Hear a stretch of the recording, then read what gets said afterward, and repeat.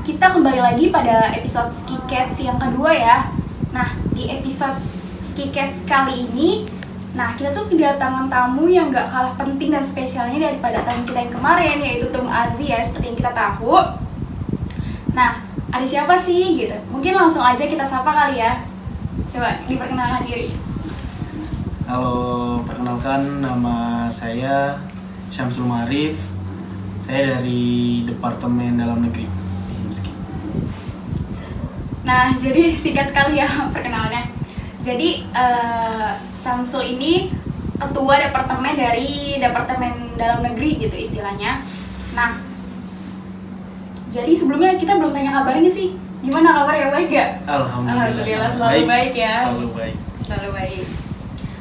Sebelum masuk ke pembahasan atau diskusi kita pada Ski Cats kali ini, mungkin bisa kali ya ditanya kayak kesibukannya tuh apa gitu selain di HIMSKI, selain kuliah gitu, mungkin di luar kampus atau di dalam kampus ikut terjun di kegiatan lain gitu. Gimana? Ikut gak? Akhir-akhir ini sih belum ya, karena memang masih fokus atau masih disibukkan dengan kegiatan-kegiatan kampus, khususnya organisasi sendiri. Iya benar. Berarti sekarang tuh ya di akademik aja gitu, kuliah, fokus kuliah, fokus HIMSKI gitu. Karena emang waktu awal kita masuk kuliah juga ini ya online gitu. Jadi kita mau ikut kegiatan lain juga emang terkendala online gitu ya. Kalau yang maba sekarang nggak tahu nih bakalan serba offline, bakalan serba online lagi atau offline gitu. Kita nggak tahu ya. Mantap sekali berarti ya. Nah, sebelumnya mungkin diucapkan terima kasih dulu kepada narasumber kita kali ini, yaitu Syamsul Ma'arif ya, selaku Ketua Departemen Dalam Negeri. Seperti yang udah kita bahas pada podcast kemarin, yang podcast perdana kita ada Departemen Dalam Negeri, Luar Negeri, Kominfo, dan lain-lain ya.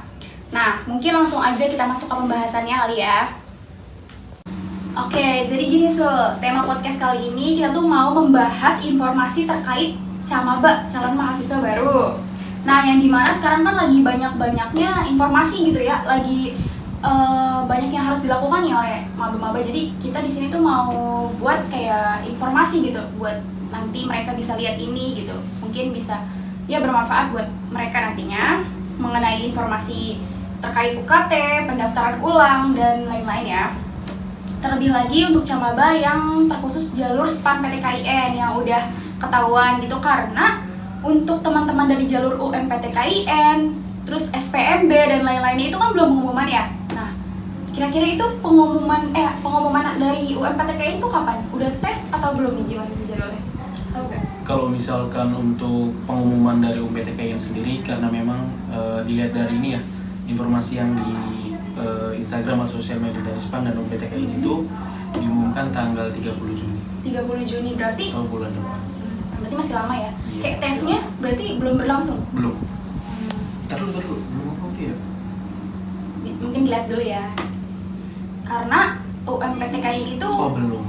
Bulan Juni ya, masih agak lama waktunya. Belum. Jadi pelaksanaan dari tes, pengumuman dan lain-lain itu di bulan Juni full gitu. Iya, di bulan Juni full. Iya, Satu bulan itu. Nah, jadi buat teman-teman yang mau ikut UMPTKIN itu ada di bulan Juni gitu, pantau di bulan Juninya, dikit lagi berarti ya. Nah, berarti podcast kali ini tuh bakalan jadi bekal atau informasi ya buat teman-teman seperti yang tadi aku bilang gitu, buat Camaba gitu, khususnya jalur SPAN PTKIN.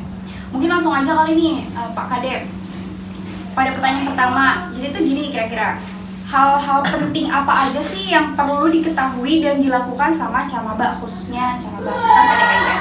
Gimana nih? Hal-hal penting ya. Terkait hal penting yang sebenarnya harus diketahui oleh Camaba, terkhusus jalur SPAN PTKIN itu bisa dibilang yang pertama terkait informasi kelulusan. Biasanya kan kalau misalkan kita di di website kelulusan itu dinyatakan lulus di universitas atau contoh di IAIN Senurjati Cirebon. Nah, otomatis di situ ada tertera kita harus menghubungi siapa atau kita harus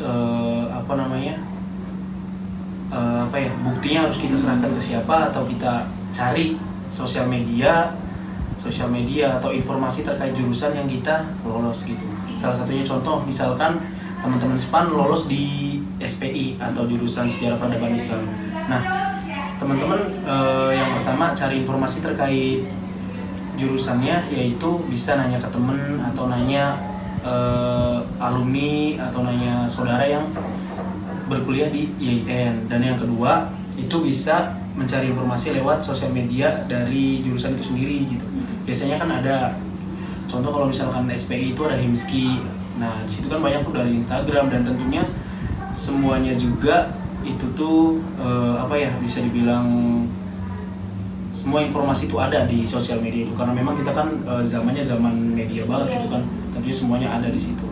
Dan yang kedua, hal yang perlu diketahui juga, yang pertama kalau misalkan sudah mendapatkan informasi terkait kita harus kemana dan kita harus bergabung ke grup apa.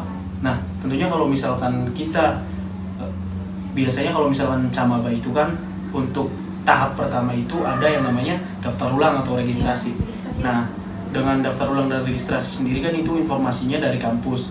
Nah, dengan masuk grup atau dengan masuk sebuah grup yang sudah disediakan dari pihak kampus atau pihak jurusan atau HMJ itu sendiri, pasti semua informasi terkait daftar ulang, registrasi, semuanya ada di situ. Nah, teman-teman yang pertama tuh harus selalu stay atau selalu mantau grup itu gitu, buat tahu informasi lebih lanjut. Jangan sampai kalau misalkan ini nih biasanya penyakit bisa dibilang bukan penyakit ya, kayak memang kebiasaan yang bahkan setiap tahun tuh ada aja gitu, H-7 atau H-5 penutupan daftar ulang atau registrasi, baru ada Camaba atau calon mahasiswa baru yang menghubungi belum masuk grup. Nah, itu kan sangat disayangkan banget gitu kan.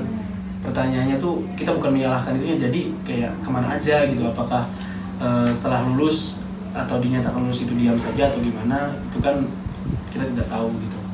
Padahal informasi tersebar luas, dan mungkin itu namanya juga ini ya, masih awal-awal kita keluar dari masa-masa SMA sekolah itu kan agak kaget juga gitu. Jadi karena mungkin ya emang udah pada canggih gitu apa-apa, terus teman-teman mungkin udah paham gitu. Kalau misalkan kita udah ketahuan lulus nih, langsung aja tuju itu akun sosial media kampus tersebut ya. Nanti di situ bakalan dikasih atau diberi informasi gitu. Kayak seperti Kak Samsul ini kan ranahnya itu di Departemen Dalam Negeri. Jadinya di mana dalam negeri itu mengurus hal-hal yang berkaitan sama maba gitu. Urusan kampus gitu, urusan kampus. Jadi pasti dari tugasnya Departemen Dalam Negeri ini udah mengatur gitu. Kayak nanti membuat grup buat maba-maba, calon maba gitu. Pokoknya yang mempersiapkan segala hal yang dibutuhkan oleh mahasiswa baru itu. Nah, jadi tugasnya sebagai mahasiswa baru itu ya jangan males atau gesit gitu dalam cari informasi ya. Satset gitu ya. Iya, harus satset pokoknya. Jangan sampai kita cuek gitu, karena nanti pas udah penutupan, karena kan pasti diberi waktu lama, nggak mungkin cepat. Jangan sampai nanti udah H-3, H-5 baru sibuk sama hal-hal yang gitu lah, maksudnya baru mengerjakan gitu. Nah, jadi intinya pantau aja akun dari jurusan yang kalian lolos gitu. Nanti di dalam itu bakal ada informasi-informasi lagi gitu. Jadi nanti pasti bakalan diinformasikan terus. Nah, mungkin selanjutnya itu pertanyaan terkait jalur SPAN PTKIN itu kemarin yang lolos itu ada berapa banyak? Nah, dan hal-hal apa sih yang harus mereka ketahui nih? Ini lebih ke spesifiknya lagi ya, terkait UKT misalnya dan lain-lain. Itu gimana tuh? Untuk jumlah keseluruhan yang lolos SPAN PTKIN tepatnya di jalur maksudnya di jurusan Sejarah Peradaban Islam IAIN Syahdur Jati Cirebon itu total ada 68 ya, tapi itu masih jumlah kotor. Maksudnya kenapa saya bilang jumlah kotor, karena memang yang lolos itu belum tentu diambil gitu kan, karena memang biasanya namanya jalur SPAN PTKIN atau jalur SNMPTN itu kan kayak jalur bisa dibilang ya kayak tes iseng atau bukan iseng sih sebenarnya, karena memang gak ada tes tulis atau tes yang ngebuat kita ngerjain sesuatu gitu. Kadang ada yang ikut SPAN keterima terus nggak diambil. Nah, itu jumlah keseluruhan, tapi yang lolos jalur SPAN ada 68. Dan jumlah pastinya itu belum diketahui ya, karena memang kita belum tahu pasti ada berapa camaba yang benar-benar mengambil kuliah atau mengambil jurusan SPI dari jalur SPAN ini. Dan hal apa aja sih yang harus diketahui lebih spesifik dari camaba jalur SPAN itu? Yang pertama pendaftaran online tentunya, karena memang pendaftaran online atau registrasi ulang itu seperti gerbang masuk kita kuliah atau kayak kita sekolah gitu kan. Biasanya kita lakuin daftar ulang dulu atau registrasi dulu. Nah, terkait daftar ulang sebenarnya ada beberapa yang perlu teman-teman ketahui nih. Yang pasti daftar ulang atau registrasi online terkait pendaftaran ulang itu berbeda sekali ya, sangat jauh berbeda dengan daftar ulang ketika waktu SMA, SMK atau MA. Kenapa saya bilang berbeda? Karena memang ada beberapa persyaratan atau berkas-berkas yang harus teman-teman siapkan untuk melengkapi registrasi atau daftar ulang tersebut. Gitu. Gunanya daftar ulang tuh buat apa sih, Kak? Nah, gunanya daftar ulang itu yang pertama, yang pasti untuk persyaratan untuk melengkapi data-data kita di kampus. Terus yang kedua untuk menentukan nilai atau UKT yang bakal kita dapat gitu. Untuk UKT sendiri kalau tidak salah ya, untuk UKT sendiri itu di jurusan SPI atau di Fakultas Usulul Hinarat Dakwah itu ada 5 golongan UKT gitu, dari UKT 1, 2, 3, 4, dan 5, dan tentunya nominalnya berbeda. Itu diukur atau ditentukan sesuai dengan kemampuan atau finansial dari keluarga kita gitu. Nah, dengan menentukannya dengan apa sih, Kak?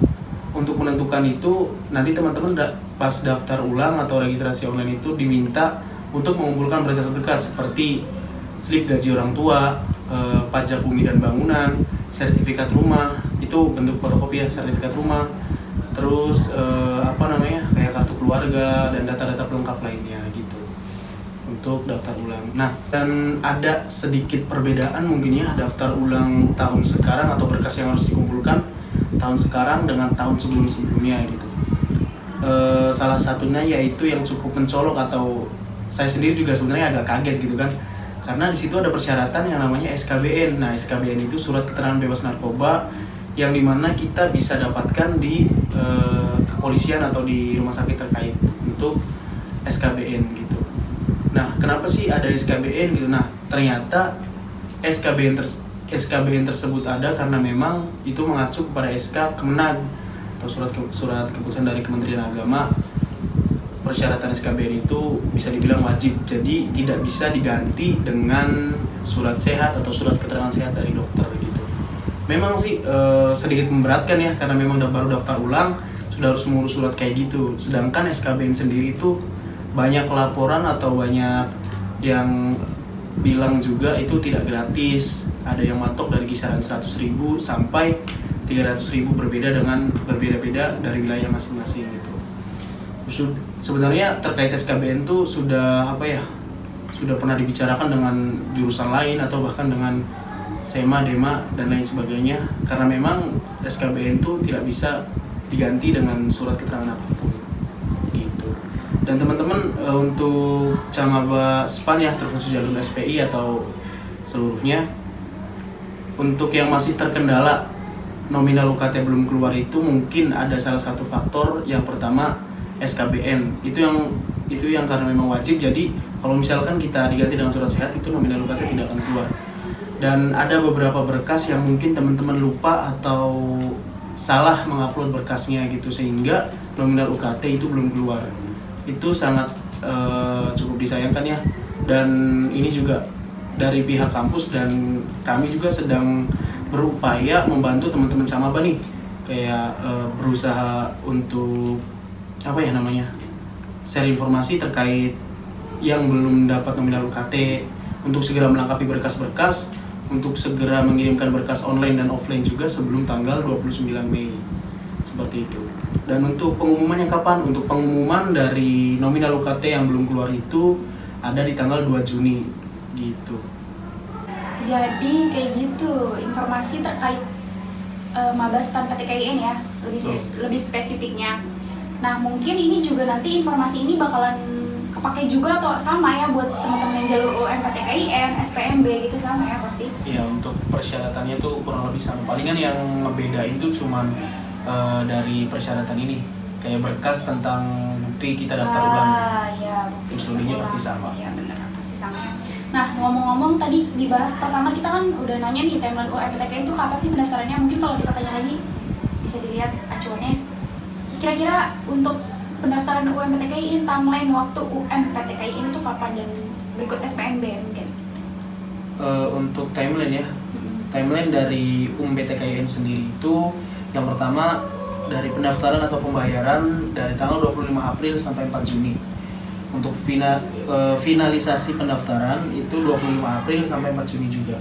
Untuk pelaksanaan uji coba atau ujiannya itu tanggal 7 sampai 10 Juni 2022. Untuk pelaksanaan ujian itu 14 sampai 17 Juni. Dan pengumumannya sendiri itu tanggal 30 Juni untuk PTKIN.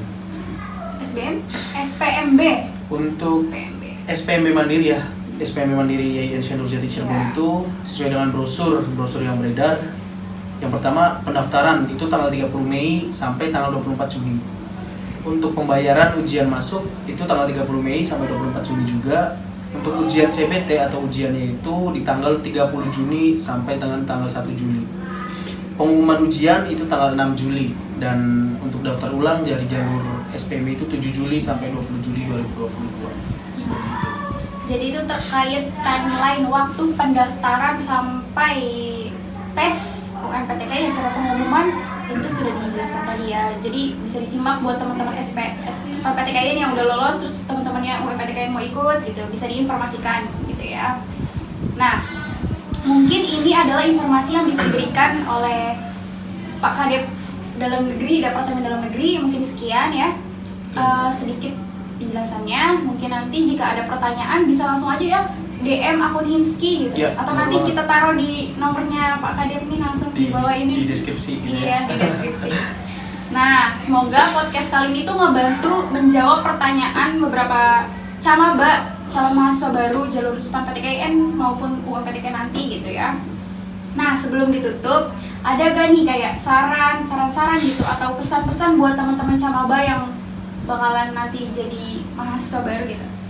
Sedikit kesan-pesan ya. Iya, pesan dan terkhusus untuk teman-teman yang masih berjuang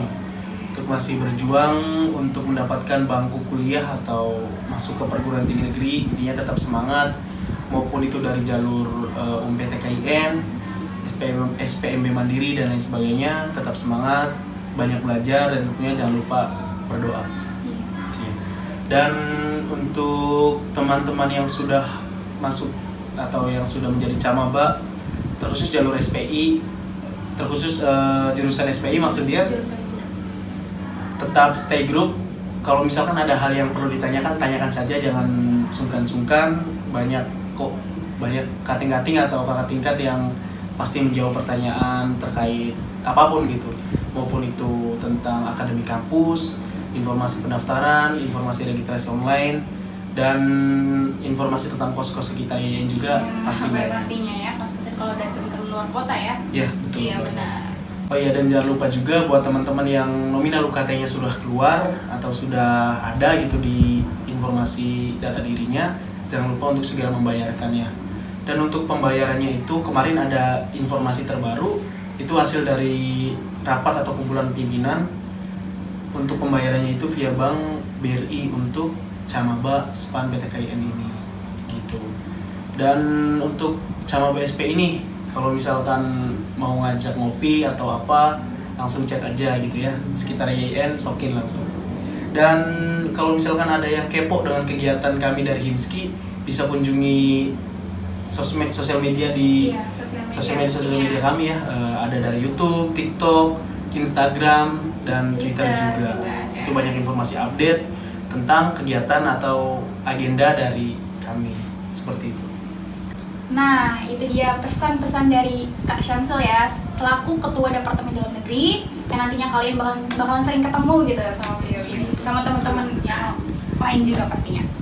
Nah, mungkin itu saja ya yang dapat bisa kita sampaikan, kita sharing-sharing gitu di podcast atau Skikets kali ini. Untuk informasi mengenai brosur dan informasi lainnya bakal kita taruh di deskripsi video ini, YouTube ini gitu. Mungkin diucap terima kasih kepada Kak Syamsul yang udah mau hadir, menyempatkan waktunya hadir pada episode Skikets kali ini. Mohon maaf juga apabila terdapat banyak salah-salah kata dari kita, kurang lebihnya mohon maaf. Wassalamualaikum warahmatullahi wabarakatuh.